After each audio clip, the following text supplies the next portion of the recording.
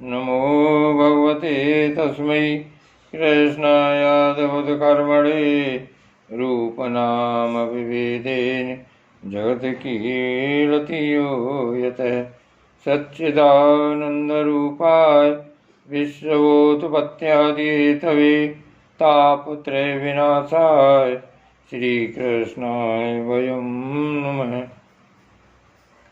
श्रीमद्भागवत महापुराण दसम स्कंध उत्तरार्ध 84वां अध्याय। वसुदेव जी का यज्ञोत्सव। श्री सुखदेव जी कहते हैं, परीक्षित, सर्वात्मा भक्त भयहारी भगवान श्री कृष्ण के प्रति उनकी पत्नियों का कितना प्रेम है, यह बात कुंती, गांधारी, द्रौपदी, सुभद्रा, दूसरी राजपत्नियों और भगवान की प्रीतमा गोपियों ने भी सुनी। सबकी सब उनका यह अलौकिक प्रेम देखकर अत्यंत मुग्ध, अत्यंत विस्मित हो गईं। सबके नेत्रों में प्रेम के आंसू झलक आए। इस प्रकार जिस समय स्त्रियों से स्त्रियां और पुरुषों से पुरुष बातचीत कर रहे थे, उसी समय बहुत से ऋषि मुनि भगवान श्री कृष्ण और बलराम जी का दर्शन करने के लिए वहां आए। उनमें प्रधान ये थे श्री कृष्ण द्वैपायन, व्यास, देवर्षि नारद, च्यवन, देवल, असति, विश्वामित्र, शतानंद, भरद्वाज, गौतम अपने शिष्यों के सहित भगवान परशुराम, वशिष्ठ, गालव, भृगु, पुलस्त, कश्यप, अत्रि, मार्कंडेय, बृहस्पति, द्वित, तृत, एकत, सनक, सनंदन, सनातन, सनत कुमार, अंगिराग, अगस्त, याज्ञवल्क और वामदेव इत्यादि। ऋषियों को देखकर पहले से बैठे हुए नरपतिगण, युधिष्ठिर आदि पांडव, भगवान श्री कृष्ण और बलराम जी सहसा उठकर खड़े हो गए और सबने उन विश्ववंदित ऋषियों को प्रणाम किया। इसके बाद स्वागत, आसन, पाद्य, अर्घ्य, पुष्पमाला, धूप और चंदन आदि से सब राजाओं ने तथा बलराम जी के साथ स्वयं भगवान श्री कृष्ण ने उन सब ऋषियों की विधि पूर्वक पूजा की। जब सब ऋषि मुनि आराम से बैठ गए, तब धर्म रक्षा के लिए अवतीर्ण भगवान श्री कृष्ण ने उनसे कहा। उस समय वह बहुत बड़ी सभा चुपचाप भगवान का भाषण सुन रही थी।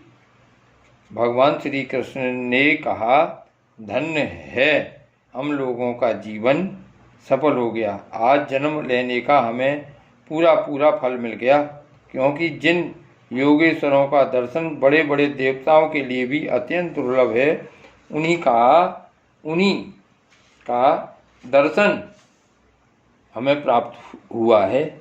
जिन्होंने बहुत थोड़ी तपस्या की है और जो लोग अपने इष्ट देव को समस्त प्राणियों के हृदय में न देखकर केवल मूर्ति विशेष में ही उनका दर्शन करते हैं, उन्हें आप लोगों के दर्शन, स्पर्श, कुशल, प्रश्न, प्रणाम और पाद पूजन आदि का सुअवसर भला कब मिल सकता है। केवल जल में तीर्थ ही तीर्थ नहीं कहलाते और केवल मिट्टी या पत्थर की प्रतिमाएं ही देवता नहीं होती। संत पुरुष ही वास्तव में तीर्थ और देवता हैं, क्योंकि उनका बहुत समय तक सेवन किया जाए तब वे पवित्र करते हैं, परंतु संत पुरुष तो दर्शन मात्र से ही कृतार्थ कर देते हैं। अग्नि, सूर्य, चंद्रमा, तारे, पृथ्वी, जल, आकाश, वायु, वाणी और मन के अधिष्ठात्र देवता उपासना करने पर भी पाप का पूरा पूरा नाश नहीं कर सकते, क्योंकि उनकी उपासना से भेद बुद्धि का नाश नहीं होता, वह और भी बढ़ती है। परंतु यदि घड़ी दो घड़ी भी ज्ञानी महापुरुषों की सेवा की जाए तो वे सारे पाप ताप मिटा देते हैं, क्योंकि वे भेद बुद्धि के विनाशक हैं। महात्माओं और सभासदों, जो मनुष्य वात, पित्त और कफ इन तीन धातुओं से बने हुए सब तुल्य शरीर को ही आत्मा अपना, मैं, स्त्री पुत्र आदि को ही अपना और मिट्टी पत्थर काष्ठ आदि पार्थिव विकारों को ही इष्ट देव मानता है तथा जो केवल जल को ही तीर्थ समझता है, ज्ञानी महापुरुषों को नहीं, वह मनुष्य होने पर भी पशुओं में भी नीच गधा ही है। श्री सुखदेव जी कहते हैं, परीक्षित, भगवान श्री कृष्ण अखंड ज्ञान संपन्न हैं। उनका यह गुण भाषण सुनकर सबके सब ऋषि मुनि चुप रह गए। उनकी बुद्धि चक्कर में पड़ गई। वे समझ न सके कि भगवान यह क्या कह रहे हैं। उन्होंने बहुत देर तक विचार करने के बाद यह निश्चय किया कि भगवान सर्वेश्वर होने पर भी जो इस प्रकार सामान्य कर्म परतंत्र जीव की भांति व्यवहार कर रहे हैं, यह केवल लोक संग्रह के लिए ही है। ऐसा समझकर वे मुस्कुराते हुए जगतगुरु भगवान श्री कृष्ण से कहने लगे। मुनियों ने कहा, भगवान, आपकी माया से प्रजापतियों के अधीश्वर मरीचि आदि तथा बड़े बड़े तत्वज्ञानी हम लोग मोहित हो रहे हैं। आप स्वयं ईश्वर होते हुए भी मनुष्य की सी चेष्टाओं से अपने को छिपाए रखकर जीव की भांति आचरण करते हैं। भगवान, सचमुच आपकी लीला अत्यंत विचित्र है, परम आश्चर्यमयी है। जैसे पृथ्वी अपने विकारों, वृक्ष, पत्थर, घट आदि के द्वारा बहुत से नाम और रूप ग्रहण कर लेती है, वास्तव में वह एक ही है, वैसे ही आप एक और चेष्टाहीन होने पर भी अनेक रूप धारण कर लेते हैं और अपने आप से ही इस जगत की रचना, रक्षा और संहार करते हैं। पर यह सब करते हुए भी इन कर्मों से लिप्त नहीं होते। जो सजातीय, विजातीय और स्वगत भेद शून्य एक रस अनंत है, उसका यह चरित्र लीला मात्र नहीं तो और क्या है। धन्य है आपकी यह लीला। भगवान, यद्यपि आप प्रकृति से परे स्वयं परब्रह्म परमात्मा हैं, तथापि समय समय पर भक्तजनों की रक्षा और दुष्टों का दमन करने के लिए विशुद्ध सत्व में श्री विग्रह प्रकट करते हैं और अपनी लीला के द्वारा सनातन वैदिक मार्ग की रक्षा करते हैं। क्योंकि सभी वर्णों और आश्रमों के रूप में आप स्वयं ही प्रकट हैं। भगवान, वेद आपका विशुद्ध हृदय है। तपस्या, स्वाध्याय, धारणा, ध्यान और समाधि के द्वारा उसी में आपके साकार निराकार रूप और दोनों के अधिष्ठान स्वरूप परब्रह्म परमात्मा का साक्षात्कार होता है। परमात्मन, ब्राह्मण ही वेदों के आधारभूत आपके स्वरूप की उपलब्धि के स्थान हैं। इसी से आप ब्राह्मणों का सम्मान करते हैं और इसी से आप ब्राह्मण भक्तों में अग्रगण्य भी हैं। आप सर्वविध कल्याण साधनों की चरम सीमा हैं और संत पुरुषों की एकमात्र गति हैं। आपसे मिलकर आज हमारे जन्म, विद्या, तप और ज्ञान सफल हो गए। वास्तव में सबके परम फल आप ही हैं। प्रभु, आपका ज्ञान अनंत है। आप स्वयं सच्चिदानंद स्वरूप परब्रह्म परमात्मा भगवान हैं। आपने अपनी अचिंत शक्ति योग माया के द्वारा अपनी महिमा छिपा रखी है। हम आपको नमस्कार करते हैं। ये सभा में बैठे हुए राजा लोग और दूसरों की तो बात ही क्या, स्वयं आपके साथ आहार विहार करने वाले यदुवंशी लोग भी आपको वास्तव में नहीं जानते, क्योंकि आपने अपने स्वरूप को, जो सबका आत्मा, जगत का आदि कारण और नियंता है, माया के पर्दे से ढक रखा है।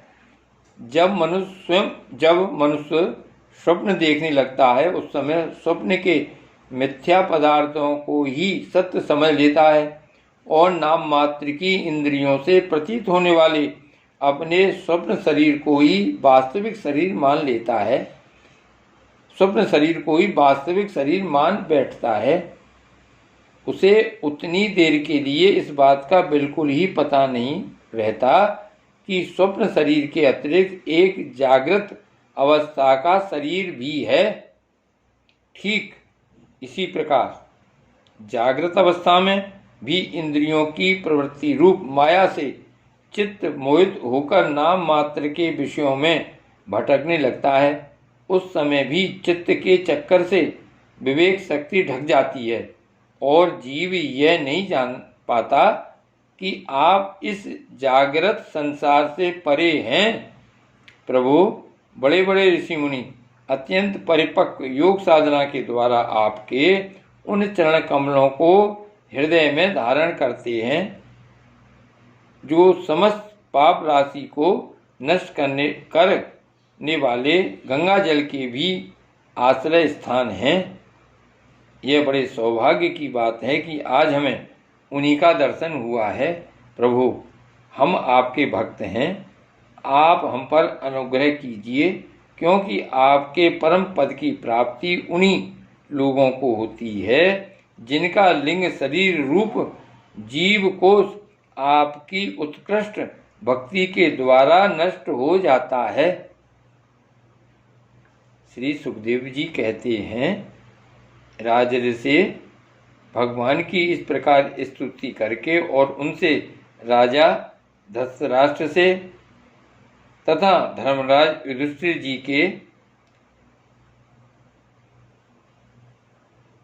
युधिष्ठिर जी से अनुमति लेकर उन लोगों ने अपने अपने आश्रम पर जाने का विचार किया।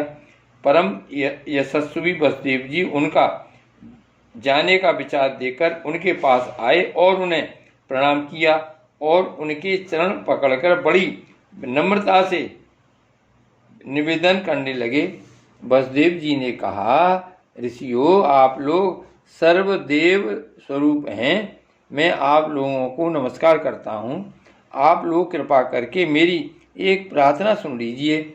वह यह है कि जिन कर्मों के अनुष्ठान से कर्मों और कर्म वासनाओं का आत्यांतिक नाश मुझ हो जाए, उनका आप मुझे उपदेश कीजिए। नारद जी ने कहा, ऋषियों, यह कोई आश्चर्य की बात नहीं है कि वसुदेव जी श्री कृष्ण को अपना बालक समझकर शुद्ध जिज्ञासा के भाव से अपने कल्याण का साधन हम लोगों से पूछ रहे हैं। संसार में बहुत पास रहना मनुष्यों के अनादर का कारण हुआ करता है।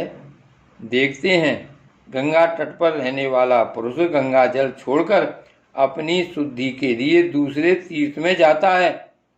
श्री कृष्ण की अनुभूति समय के फेर से होने वाली जगत की सृष्टि स्थिति और प्रलय से मिटने वाली नहीं है। वह स्वतः ही किसी दूसरे निमित्त से, गुणों से और किसी से भी क्षीण नहीं होती। उनका ज्ञान में स्वरूप अविद्या, राग द्वेष आदि कलेश, पुण्य पाप में कर्म, सुख दुखादि कर्म फल तथा सत्व आदि गुणों के प्रभाव से खंडित नहीं है। वे स्वयं अद्वितीय परमात्मा हैं।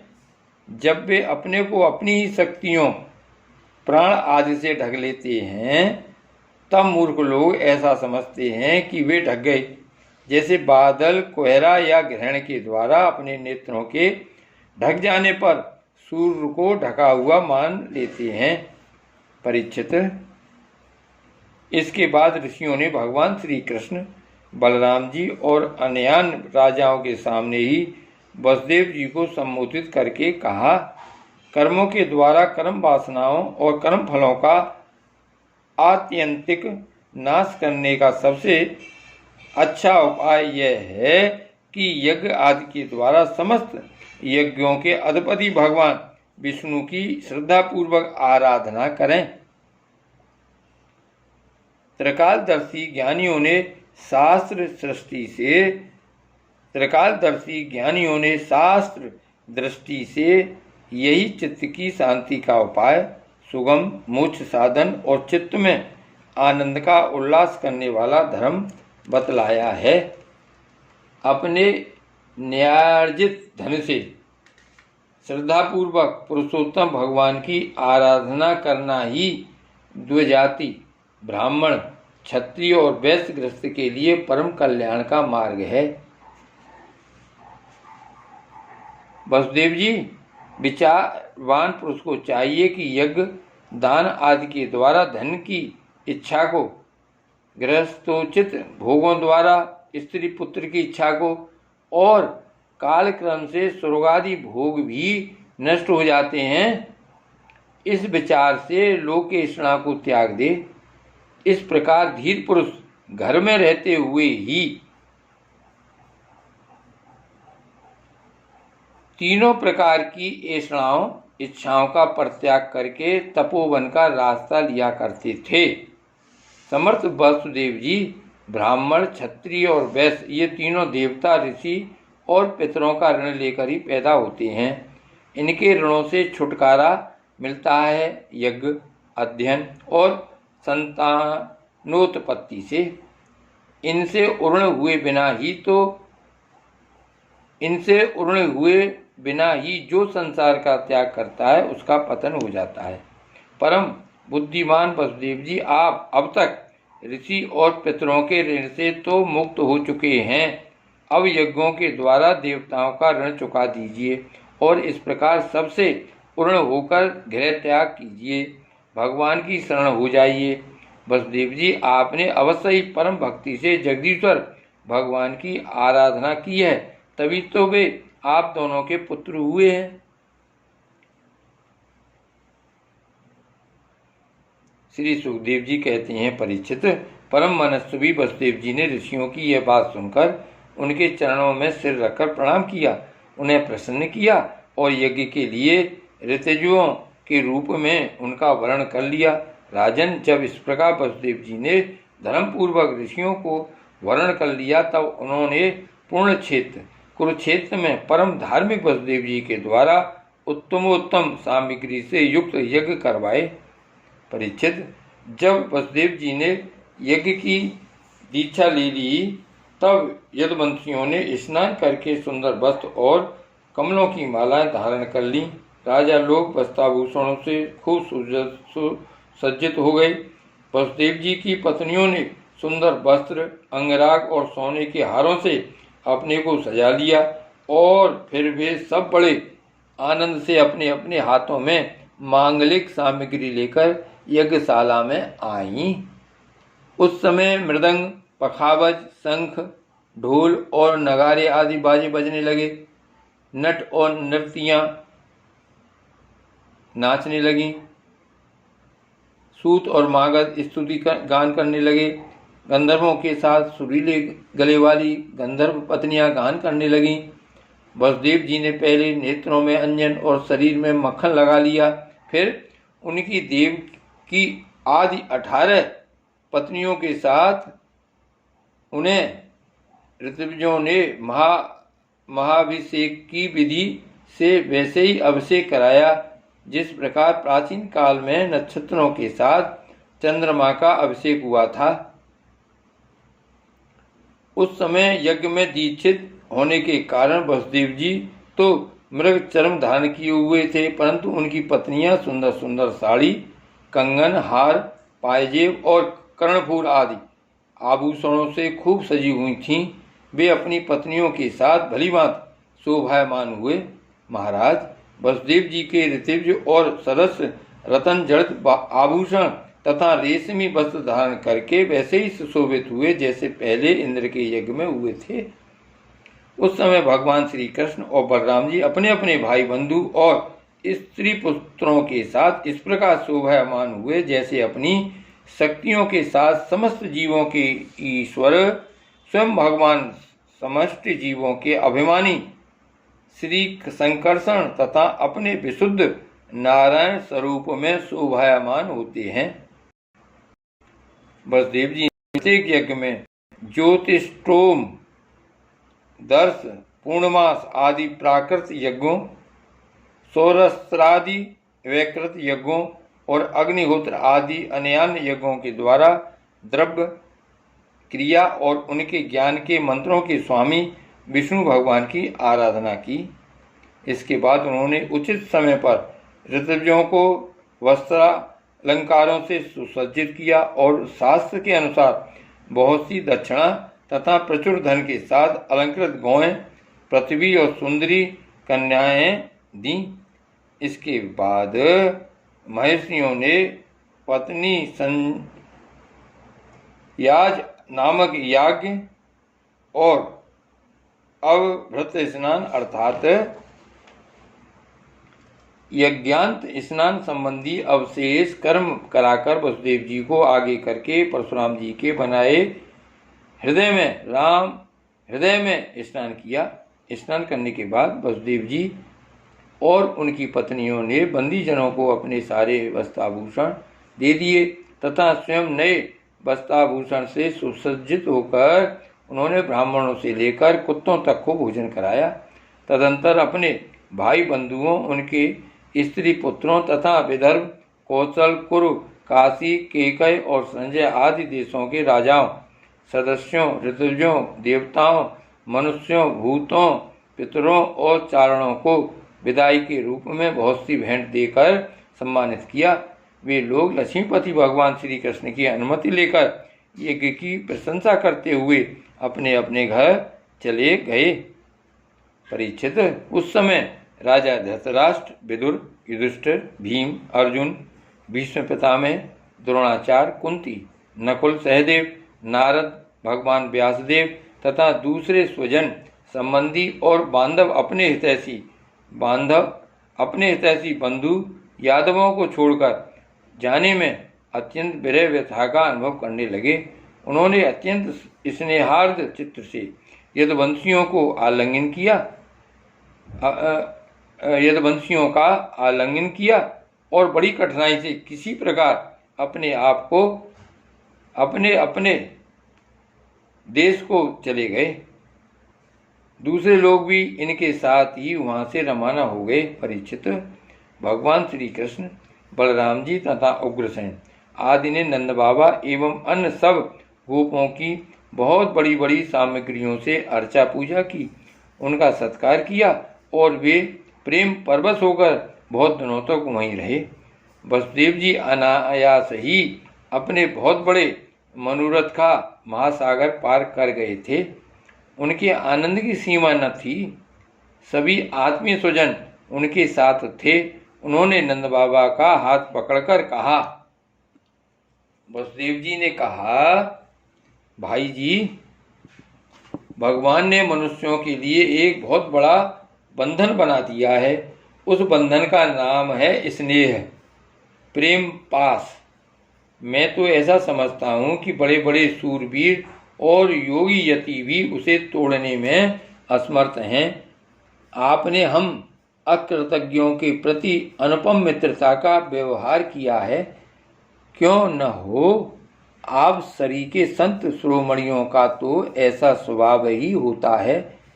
हम इसका कभी बदला नहीं चुका सकते, आपको इसका कोई फल नहीं दे सकते। फिर भी हमारा यह मैत्री संबंध कभी टूटने वाला नहीं है। आप इसको सदा निभाते रहेंगे।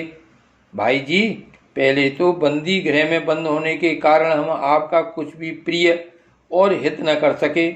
अब हमारी यह दशा हो रही है कि हम धन संपत्ति के नशे से, श्री मद से अंधे हो रहे हैं। आप हमारे सामने हैं तो भी हम आपकी ओर नहीं देख पाते। दूसरों को सम्मान देकर स्वयं सम्मान न चाहने वाले भाई जी, जो कल्याणकामी है उसे राज लक्ष्मी न मिले, इसी में उसका भला है। क्योंकि मनुष्य राज्य लक्ष्मी से अंधा हो जाता है और अपने भाई बंधु स्वजनों तक को नहीं देख पाता। श्री सुखदेव जी कहते हैं, परीक्षित, इस प्रकार कहते कहते वसुदेव जी का हृदय प्रेम से गदगद हो गया। उन्हें नंद बाबा की मित्रता और उपकार स्मरण हो आए। उनके नेत्रों से प्रेमाश्रु उमड़ आए। वे रोने लगे। नंद जी अपने सखा वसुदेव जी को प्रसन्न करने के लिए एवं भगवान श्री कृष्ण और बलराम जी के प्रेम पास में बंधकर आजकल करते करते 3 महीनों तक वहीं रह गए। यदुवंशियों ने जी भर उनका सम्मान किया। इसके बाद बहुमूल्य आभूषण, रेशमी वस्त्र, नाना प्रकार की उत्तम सामग्रियों और भोगों से नंद बाबा को, उनके ब्रजवासी साथियों को और बंधु बांधवों को खूब तृप्त किया। वसुदेव जी, उग्रसेन, श्री कृष्ण, बलराम, उद्धव आदि यदुवंशियों ने अलग अलग उन्हें अनेकों प्रकार की भेंटें दी। उनके विदा करने पर उन सब सामग्रियों को लेकर नंद बाबा अपने ब्रज के लिए रवाना हुए। नंद बाबा गोपों और गोपियों का चित्त भगवान श्री कृष्ण के चरण कमलों में इस प्रकार लग गया कि वे फिर प्रयत्न करने पर भी उसे वहां से लौटा न सके। सुताराम बिना ही मन के उन्होंने मथुरा की यात्रा की। जब सब बंधु बांधव वहां से विदा हो चुके, तब भगवान श्री कृष्ण को ही एकमात्र इष्ट देव मानने वाले यदुवंशियों ने यह देखकर कि अब वर्षा ऋतु आ पहुंची है, द्वारका के लिए प्रस्थान किया। वहां जाकर उन्होंने सब लोगों से वसुदेव जी के यज्ञ, महोत्सव, स्वजन संबंधियों के दर्शन, मिलन आदि तीर्थ यात्रा के प्रसंगों को कह सुनाया। श्री द्वारकानाथ की जय।